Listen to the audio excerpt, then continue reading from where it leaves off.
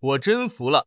最近有个事儿闹得挺大，一个20多岁的男生因为没车没房，被女朋友妈妈拒绝，在抖音上发了一条流泪的视频，配文大概是听妈妈的话，离开我这个穷小子。本来这事儿顶多算个普通的情感倾诉，结果你猜怎么着？女方妈妈竟然亲自下场了，在这条视频底下留了条长评论，说20多年没准备，这么不负责任的家庭，以后糟心事儿多了去了。单这条评论就拿了5万多赞，视频直接爆火，评论底下炒成一锅粥，两边杀得昏天黑地。支持男生的人们说，20多岁没车没房不是正常的吗？谁20几岁靠自己买得起房？父母起早贪黑打工供你读完了大学，还要吸血吗？支持女方妈妈的说，他不是嫌你穷，他是嫌你20多年了，对人生有没有基本的规划？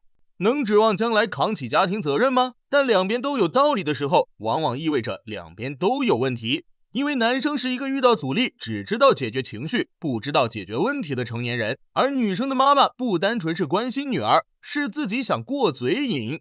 男方的问题不在穷，20多岁穷太正常了，他真正的问题在于遇到问题第一反应是哭，是拍视频，是把责任往外推。这种遇事就躺平的人，以后成家了，老婆产后抑郁了，他怎么办？公婆生病了，他怎么办？孩子上学，他怎么办？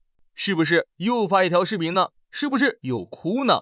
女人嫁给这种男人，婚后所有的大事小事都得她自己扛。女方妈妈的问题不再要求高，谁不希望女儿嫁得好呢？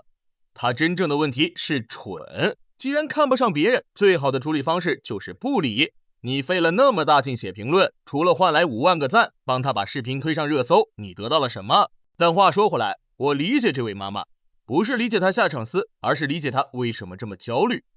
中国式的婚姻焦虑像根快要崩断的弦，紧紧连着结婚要买房买车。如果金钱没攒够，那就是没准备不负责，嫁过去亏了。这套逻辑虽然不对，但它真实存在。而且它不是这一代父母发明的，它是从上一代人手里接过来的。这种集体焦虑，一个人无法解开。横向对比一下，美国社会对不确定性的容忍度比我们高得多。你20多岁没房没车，甚至没正经工作，在美国人看来这是正常的。父母不会因为你没房就反对你结婚，因为他们的婚姻观里确定性不是第一位的，两个人合不合适才是。所以他们根本没这个预期。但中国不一样，中国的父母，尤其是普通家庭的父母，是从什么都没有的年代过来的。他们经历过没有保障的生活，经历过体制瓦解的阵痛，经历过什么都得靠自己的惶恐，所以他们对确定性有一种近乎偏执的渴求，于是要求房子必须要有，存款必须要有，对方的家庭必须靠谱。这不是势力，这是创伤。所以真正的问题出在哪儿呢？是出在社会氛围太压抑了。